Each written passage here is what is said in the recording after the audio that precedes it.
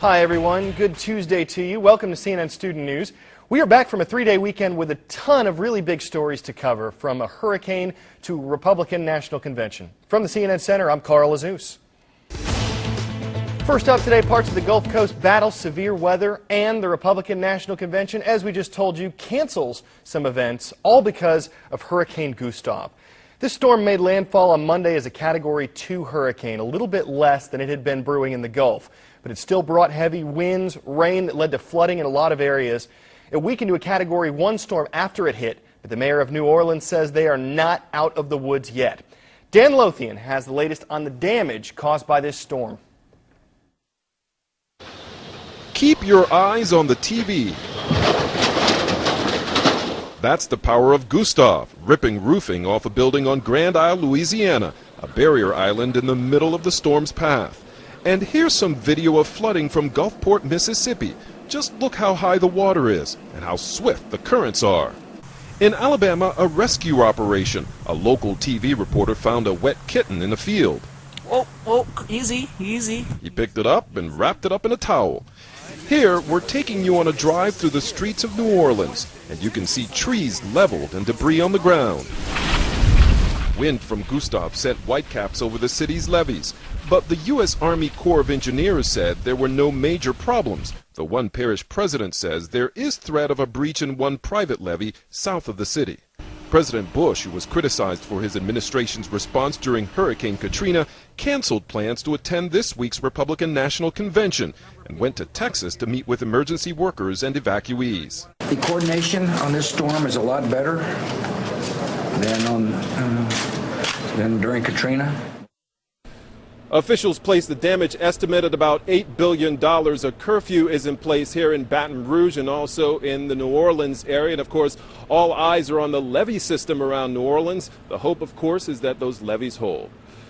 For CNN Student News, I'm Dan Lothian, Baton Rouge, Louisiana.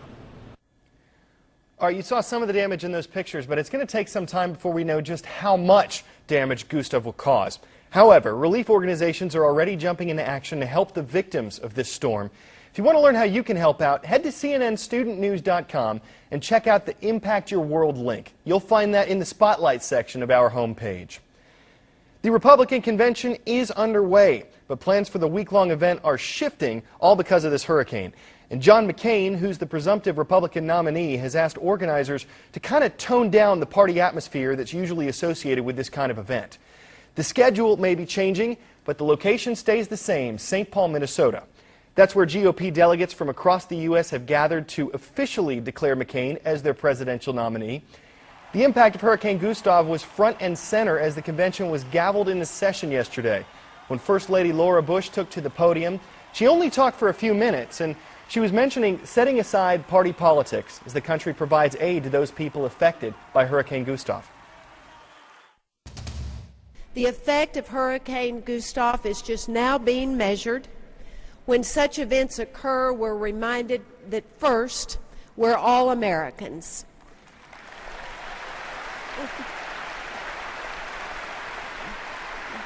We hope that the people on the Gulf Coast know that the American people are here to do what we can to assist them. Mrs. Bush was joined on stage by Cindy McCain, John McCain's wife. You see her in the monitor there on the left, now on the left side of your screen. Cindy McCain urged people to donate to aid organizations as she acknowledged how large the relief efforts could be. Although the task of helping the region recover from this disaster is too large for any one individual or organization, together we can accomplish so much to help those who have been affected. Another female Republican is expected to have a prominent speaking role at the convention, Alaska Governor Sarah Palin. That is because she is John McCain's choice for vice president. Governor Palin made her first appearance with Senator McCain at an event in Ohio last Friday. That's when he officially introduced her as his running mate. Palin becomes just the second woman in American history, behind Geraldine Ferraro in 1984, to be the vice presidential candidate on a major party ticket.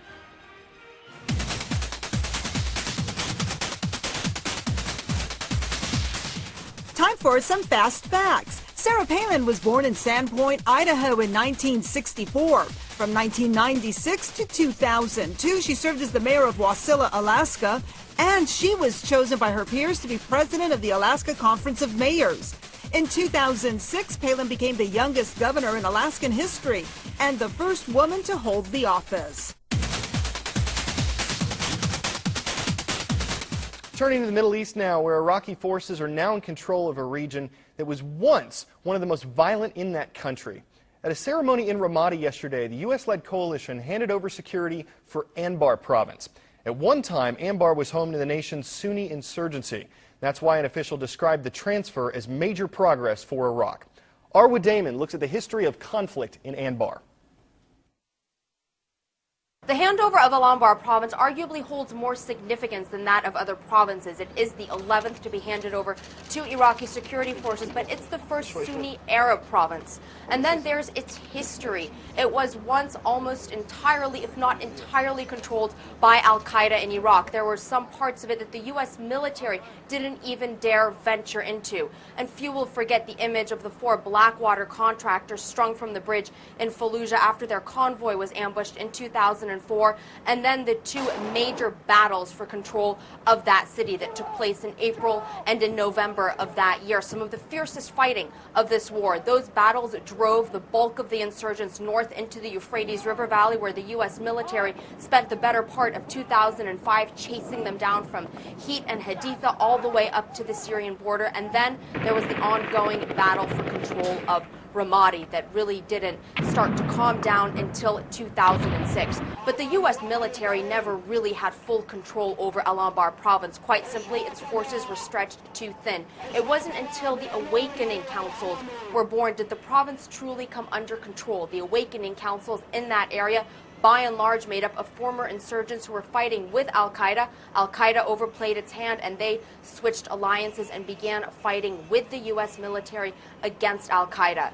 At this morning's handover, we heard from Sheikh Ahmed Abu Risha. His brother was the founder of the Awakening Councils, assassinated in a roadside bomb. Sheikh Abu Risha taking over control from him in Anbar province. And he spoke about the Awakening Council's victory against al-Qaeda in Iraq, but in his speech he also highlighted the ongoing and increasing tensions between the Awakening Councils and the Iraqi government, mainly because of a recent list issued by the Iraqi government that contains the names of 650 members of the Awakening Councils it wants to see detained. The Shia-dominated Iraqi government has always been very wary of these councils, mainly Sunni, and are still being largely funded and supported by the U.S. military, although the Iraqi government has pledged to start paying the salaries of about half of its members in November. But we have been seeing this tension increasing between both sides to such a point where some members of the Awakening Councils are saying that if the Iraqi government doesn't change its attitude, doesn't change its policy towards them, they will either step down or revert to their old ways. Arwa Damon, CNN, Baghdad. Time for the shout out. The U.S. is made up of 50 states, but how many provinces are there in Iraq? If you think you know it, shout it out. Is it 12, 18, 26, or 32? You've got 3 seconds. Go.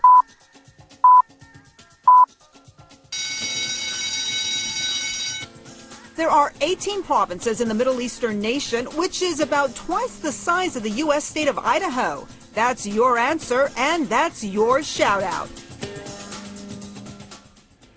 Our daily email is your one-stop shop for everything CNN student news. Stories we're covering in the show, special programming like our Talking Democracy series, answers to our weekly news quiz, even how to send us an iReport.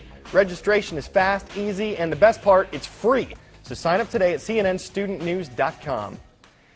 Before we go, we've got a glimpse of Zoo Atlanta's newest arrival, a giant panda cub. And we're not talking about the big guy, that's Mom. Now we mean that nasty little pink blob squirming around on the floor on your right there. Yeah, it's not very giant just yet.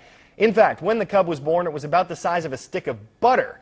But don't worry, it looks a lot cuter in the close-up you're about to see. Now there are no public appearances for the new bundle of joy just yet. There he is. For now, just lots of love from Mom. If you're looking for a bad pun here, we can't bear to pass up the chance. I'm sorry. We'll see you tomorrow. I'm Carl Azuz.